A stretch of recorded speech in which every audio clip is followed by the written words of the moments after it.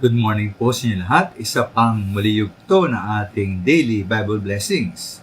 Pamagat po na ating aring umaga ay laro lang ito. Laro lang ito. Kung kayo po yung mahilig po sa sports o laro tulad ng basketball, lalo nung kabataan ninyo, mari po yung karanasan kayo po yung ganado maglaro, di po ba? At dahil po kayo ganado maglaro, siyempre naisin yung manalo. Kaya kung minsan nga po ay dahil nais lahat ng manalo, nagkakainitan po sa laro. Lalo na kung masyadong pisikal ang laban at nakalungkot na maaaring mauwi pa to sa away. Hindi po nakatuwa po, di ba? Nakatuwa dahil naglalaro tayo para maging masaya. Pagkatapos, mauwi lang pala sa nakalungkot na away. Bakit mga minamahal? Kasi nga masyado nating siniseryoso ang laro. Dapat yung mga minamahal, laro lang ito. Para po sa akin, ito nga po yung hawig sa ating buhay.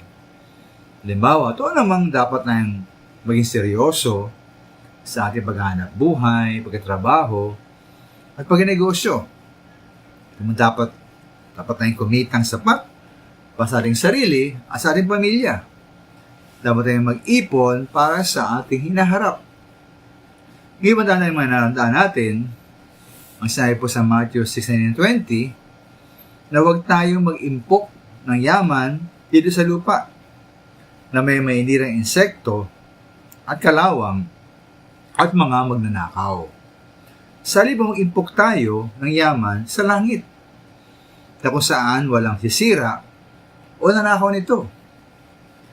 Kung masyado niyong seryosohin, ika nga ang pagkapayaman dito sa lupa, at dahil dito, hindi mo malimutan, mabaliwala, ang pagkabalaga sa mga bagay spiritual at papakayaman sa langit, paano po yung maminamahal?